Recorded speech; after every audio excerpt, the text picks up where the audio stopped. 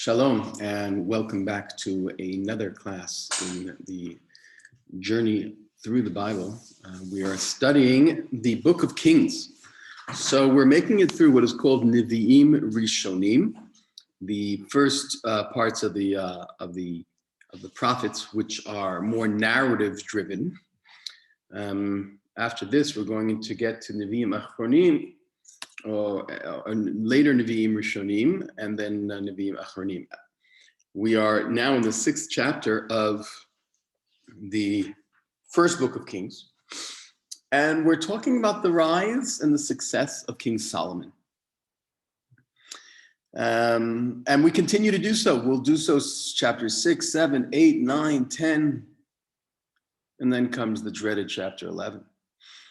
Vayihi b'shmonim shana v'arba ma'ot shana. In the 480th year since the Exodus from Egypt, in the 4th month, in the month of Ziv, which is the 2nd month that the King Solomon was ruling. I'm sorry, the 4th year of his 2nd month. The 2nd month of his 4th year, he builds the house of the Lord, the Beit HaMikdash. Now, we left the last chapter that he started this alliance with Hiram, the close friend of his father David, and he asked Hiram to please provide the cedars, because the cedars of Lebanon are the greatest, most powerful, the firmest wood that you can chop down, and they had really excellent carvers and artisans who were able to turn those trees into the planks of wood that were required to build the Beit HaMikdash. Now, what's interesting is that the Navi gives us a date. The date is the 480th year since Egypt. Which is interesting because that would, in theory, give us an actual date of when Yetziat Mitzrayim took place. There's a big debate in scholarship about when exactly the Exodus took place. Was it in the 15th century, 16th century BCE, earlier? Or was it in the 12th century, later? A lot of proof goes towards the 12th century. And the problem with that is that it sounds like 480 years later is the 6th century, and that doesn't make any sense, or the 7th century. What we do have is we know that not David, who we surmise was around the year 1000 BCE, and Solomon around, let's say, the 950 BCE. But during the reign of Solomon, we're going to learn about a man named Shishak. And Shishak comes and he conquers parts of the land of Israel, and that we can corroborate archaeologically and say, okay, we actually have factual information about Shishak that gets us to Solomon around the year 950, 940, whatever the case might be. Now, if you then do the math and go backwards, so then you might get to David being around the year 1000. The question is, how do you get from David in the year 1000? How far back do you go to Exodus?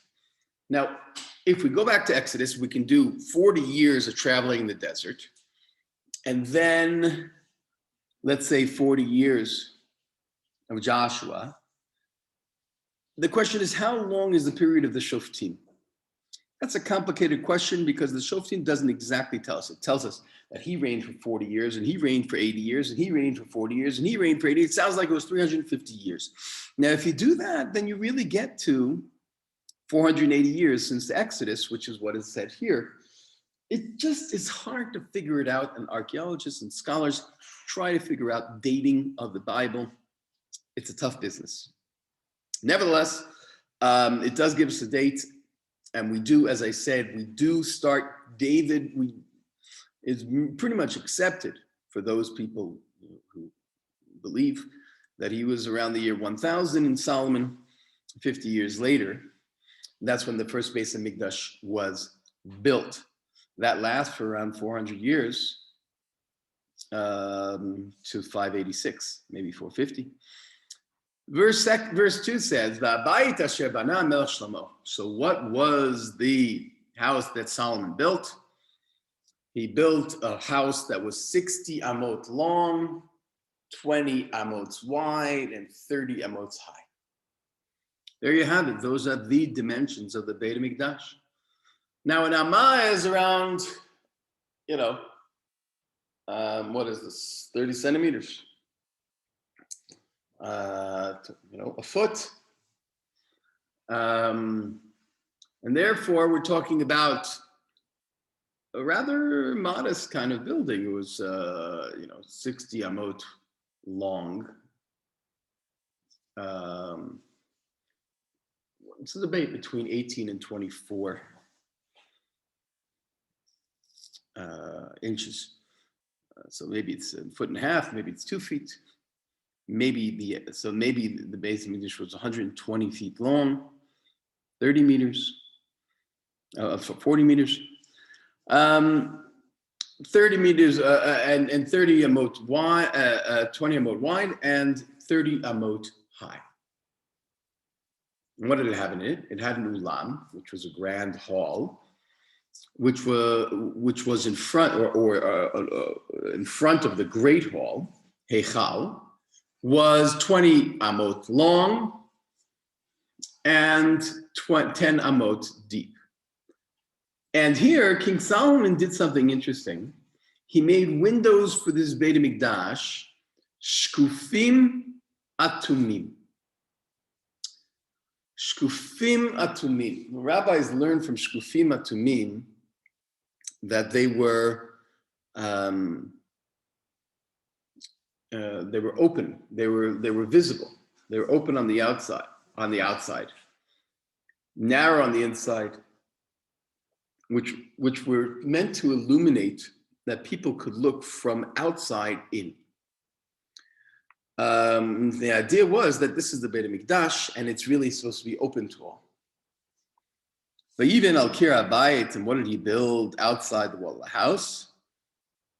He built a big structure and he made side chambers all around it. The lowest story was 5 cubits wide, and the middle one was 6 cubits wide. The third, for he provided recesses around the house so as not to penetrate the walls of the house. V'habayit bihibanoto, and when the house was built, he had finished stones cut at the quarry that were used so that no hammer or axe or iron tool was heard in the house while it was being built. This, by the way, is part of the biblical law, that when you build altars, you should not use iron, because iron is for war. And when you build a Beit HaMikdash, you should not use them in the Beit HaMikdash. This hewn stone is another interesting detail for archaeologists. They try to figure out where the quarry was. All right, the wood they got from the north. They got from Sidon, from modern-day Lebanon. But what about the rocks, the stones? So it's interesting that there's a place called Ramat Shlomo that is north of Jerusalem and actually elevated from Jerusalem, that if you have some ingenuity, you can quarry stones from there and roll them towards the Mount Moriah, and perhaps that's what happened. The entrance to the middle of the side chambers was on the right side of the house, and winding stairs led up to the middle chambers, and from the middle chambers to the third story. So it was a house that had 3 stories. When he finished building the house, he paneled the house with beams of planks of cedar. That's what we talked about earlier. He built the story structure against the entire house, each story 5 cubits high, so that encased the house with timbers of cedar. It's interesting that it goes into such great detail into the dimensions of the house, and there are big scholarship about the house that Solomon built and the measurements that he built compared to what it was said in the Bible itself. And there might be a distinction between the Bible talking about a temporary structure and King Solomon talking about a permanent structure. There's discussion about that as well. Meanwhile, in verse 11, God speaks to Solomon and says the following: with regard to this house you are building, if you follow my laws and observe my rules and keep my commandments, I will fulfill for you the promise that I gave to your father David. And I will dwell amongst the children of Israel, and I will never forsake my people Israel. Now, why does the Navi interject, with this statement of God? I mean, he's building the house. And I think that this is a warning. When you build a house of God, for God, or of God, the danger is that the house becomes greater than the reason for building the house. If you build the house of God and as a place that you should continue to worship and continue to serve and continue to follow the commandments, fantastic. But if that house becomes the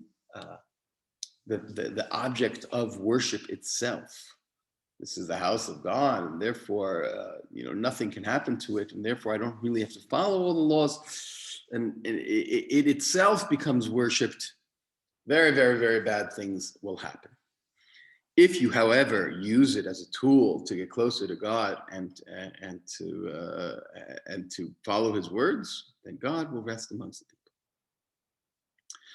Solomon completes the construction of the house, paneled the walls of the house on the inside with cedar, overlaid the walls inside with wood from the floor of the house to the ceiling, overlaid with planks of cypress. 20 cubits from the rear of the house, he built a partition of cedar from the floor to the walls, and he furnished its interior to serve as a shrine as the Holy of Holies. That's called the Kodesh Kadashi.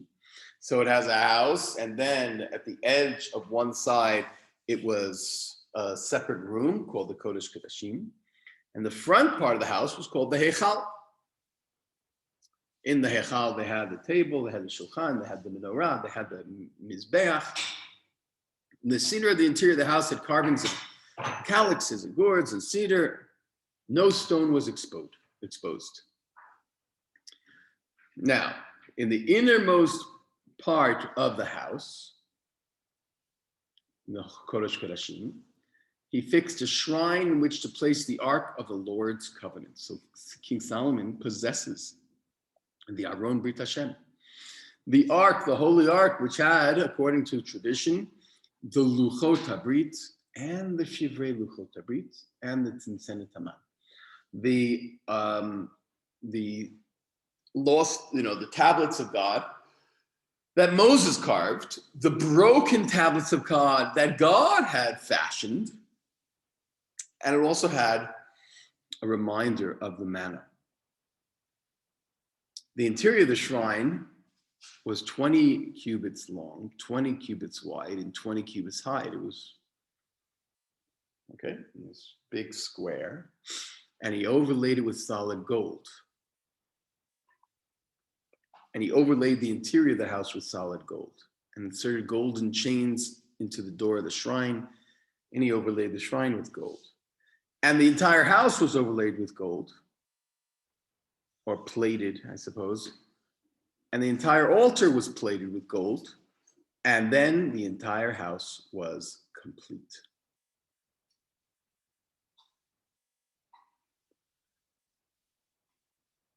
In the shrine, that's the Dvir, that's where the Holy of Holies was, he made 2 cherubim, or kruvim, of olive wood. Each one was 10 amot high. One had a wing measuring 5 amot, another had a wing measuring 5 amot, so they spread from wingtip to wingtip was 10 amot. That's very wide. And the wingspread of the other cherub was also 10 cubits. The 2 kruvim had the same measurements and proportion. This is almost miraculous, because if the room itself was only 20 amot wide, and each wingspan was 10 cubits, and the height was 10 cubits. How is there any room for anything else? He placed the cherubim inside the inner chamber. Since the wings of the cherubim were extended, a wing of the one touched the wall, and a wing of the other touched the wall, while their wing in the center of the chamber touched each other. And he covered them with gold. All over the walls of the house, he carved reliefs of cherubim, palms, and calyxes, which is interesting that there were pictures on inside the Beit HaMikdash, or carvings at least. And the floor he laid with gold, inside and outside. The entrance of the shrine, he made doors with olive wood, with pilasters and doorposts, and double doors of olive wood, and on them carved reliefs of cherubim, palms, and calyxes, and laid with gold. And the entrance of the great hall, he made doorposts of wood with 4 sides, and doorposts of cypress wood, and then he carved cherubim, same thing. He built the inner enclosure with cedar beams. In the 4th year of the month of Ziv, the foundations of the house were laid. It's called Yusad Beit Hashem. Yusad from the word Yisod, the base and the foundation. So it took him 4 years. He builds the house of the Beit HaMikdash. And in the 11th year, in the month of Bul, that is the 8th month, the house was completed. I'm sorry, so in the 4th year, he put in the foundation. Took 7 years to build. And in the 11th year, he finished it according to all the details and specifications. It took him 7 years to build the Beit HaMikdash. It was an impressive undertaking. And the Navi sees fit to go into in great detail the details of the building and what was there and what was put in it by King Solomon. Chapter 7. Solomon's house took 13 years to build, his palace, until it was all completed. If we remember that David wanted to build the house of God, and God said no, and so David ended up having to build his own house, whereas Solomon places, premium on the house of God, and then, I guess in the same time, he was building his own house. And then it goes and tells us a little bit about what his house looked like. The doorways and doorposts. We have no remnant of Solomon's house any longer. There is a debate from a certain archaeologist named Eilat Mazar, who claims that she found the house of David. But the house of Solomon, maybe it's underneath the Temple Mount today. He made a throne portico where he was to pronounce judgment, the hall of judgment. It was paneled with cedar from floor to floor. That house they used as a residence, back of the portico, was of the same construction. He constructed a palace like the portico for the daughter of Pharaoh, whom he had married. We will get to Pharaoh soon enough, or the daughter of Pharaoh soon enough. Right now, it sounds like it was another one of his wives, which was a political move in order to create an alliance with Egypt, but he actually built her a palace. All these buildings, from foundation to coping, and all the way out to the great courtyard, were choice stones, hewn according to measure, smooth on all sides, which was not easy in ancient times.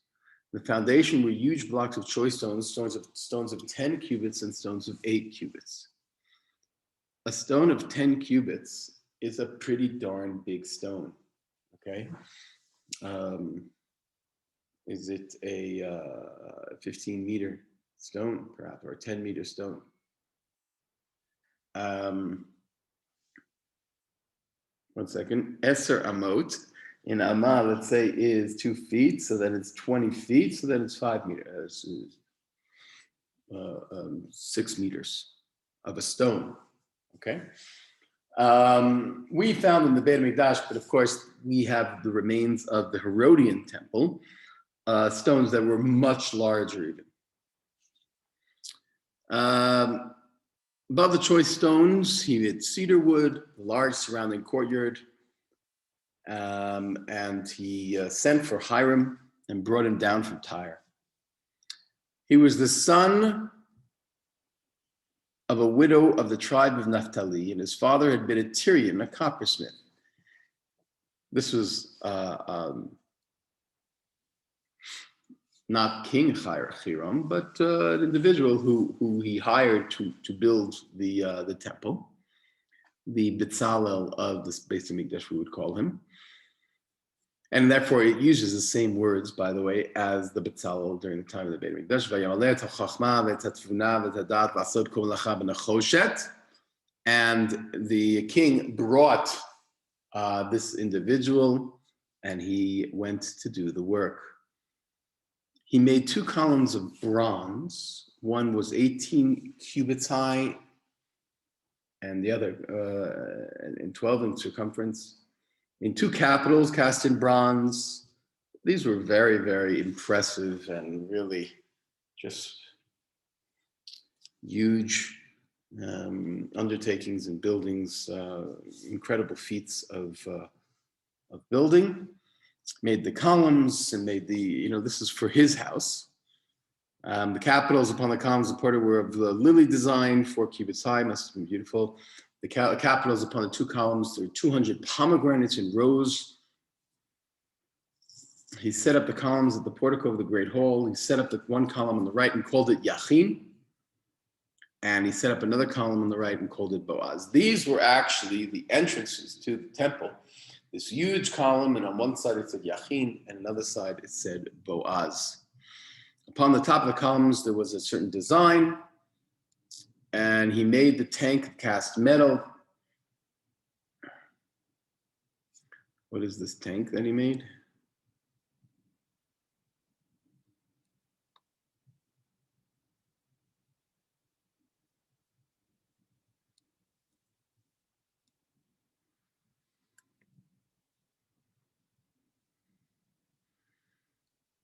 Hold on.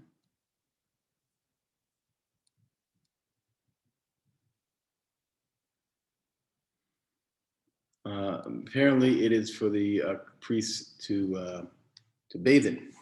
He made a pool, but a very, very large one, 30 meters wide. I mean, it's just huge. Stood upon 12 oxen, 3 facing north, 3 facing this direction. He made 10 laver stands of bronze, which is interesting because the laver is it's a washing station, or it's not something that was mentioned in the Bible to have 10 of them. On the inserts with the frames were lions and oxen and cherubim. And each laver stand had 4 bronze wheels and 2 bronze axle trees, 4 legs. Below the insects were the 4 wheels. And the structure of the wheels was like the structure of chariot wheels. 4 brackets ran to the 4 corners of each laver stand. This was really just ornate, almost on the point of just over the top. He made 10 bronze lavers and lots of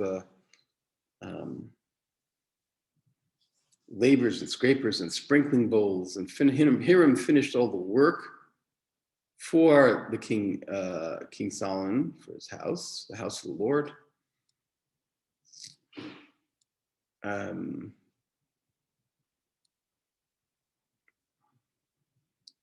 And Solomon made all the furnishings, all the kelim for the house of the Lord, for the Beit Hamikdash, the altar. This is exactly like the altar of that was supposed to be made for the Mishkan. The table, which is where there was lechem hapanim, which was made of gold. And then the lampstands, the menorah. Remember, in the Mishkan, there was 1 menorah. What did Solomon do? 10. 5 menorah on one side and 5 menorah on the other side. I guess Solomon wanted, 1 menorah provided a certain amount of light. 10 provided 10 times more. and basins and snuffers and bowls and ladles and fire pans and solid gold, and a hinge sockets for the doors for the inner part of the Kodesh Kadashim. And finally, in verse 51,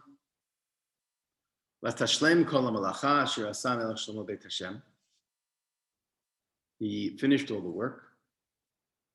And he finally, when he finished, he brought the holy items that his father had.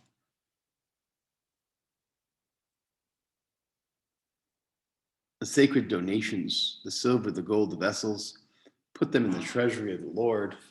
And he finally was prepared to consecrate and to start the service of the temple.